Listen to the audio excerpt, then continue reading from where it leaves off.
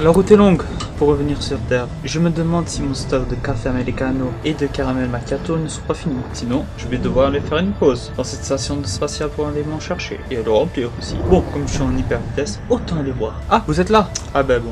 Bonjour, on va continuer sur cette deuxième partie des constellations. Si vous n'avez pas vu la première, je vous l'ai là en haut dans les fiches. Place à la vidéo. On va parler d'une constellation qui est visible toute l'année, mais surtout, elle est à côté de Céphée et d'Andromède, qui est Cassiopée. Elle est facile à reconnaître car elle apparaît en forme de W ou en E. Cette constellation possède énormément de nébuleuses comme d'amas ouverts et de galaxies. Par exemple, t'as NGC 280, alias la nébuleuse de Pac-Man, NGC 7735 nébuleuse de la bulle et la nébuleuse des voisines IC 805, IC 840. Comme tu as aussi d'autres couples, il y a aussi la main ouverte de la rose NGC 7789 et en prime M82. En plus vous pouvez voir la Voie lactée qui passe par cette constellation également. En plus il y a Cassiopée A qui est une supernova dont on avait parlé lors de ma première vidéo, que je vous la mets en haut dans les fiches. Elle est toujours magnifique. Hein.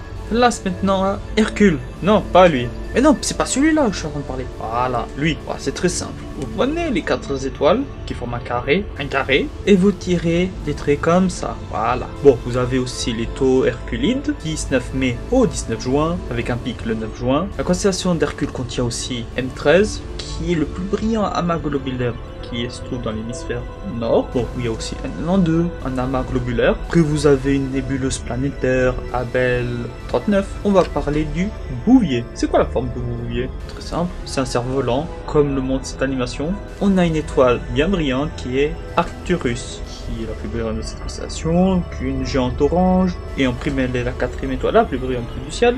Il est le voisin d'Hercule et de la Grande Ourse. On va partir de cette étoile pour faire un cerf-volant. Voilà, comme ça. Et puis, vous avez plusieurs étoiles filantes, les bodides de juin et surtout les quadratiles qui sont du 28 décembre au 12 janvier. Et le pic, le 3 janvier. Tiens, l'anniversaire de Michael Schumacher. Année globulaire, NGC 1466.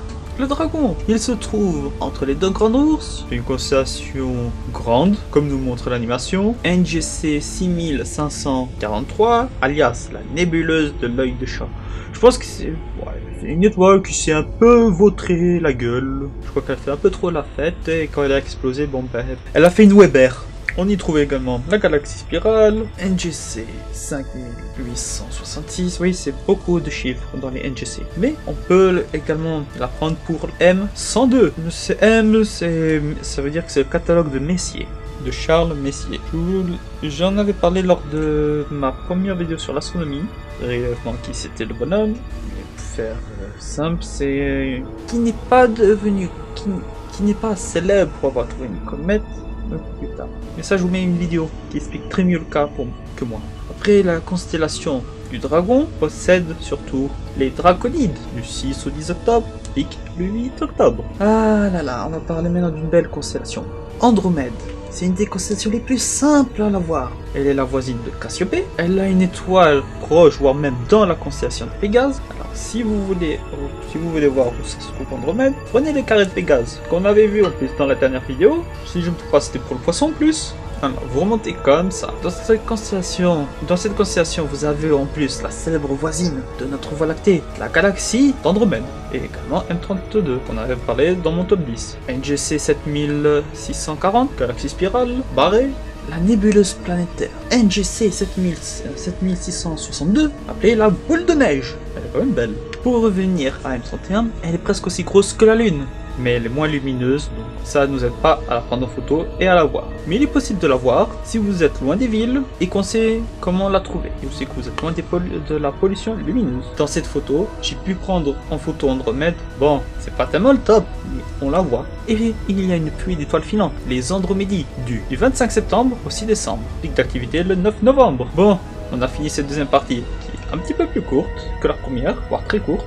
Je vais continuer mon voyage. En plus, il y a du café avec moi, donc n'hésitez pas à me dire ce que vous en pensez de cette vidéo. Si vous voulez plus courte ou un petit peu plus longue, n'hésitez pas à mettre le petit pouce bleu, le partage, le commentaire. N'hésitez pas à vous abonner à la chaîne pour voir la suite de la série. N'hésitez pas aussi à me follow sur les réseaux sociaux, Facebook, Twitch, Instagram, Discord.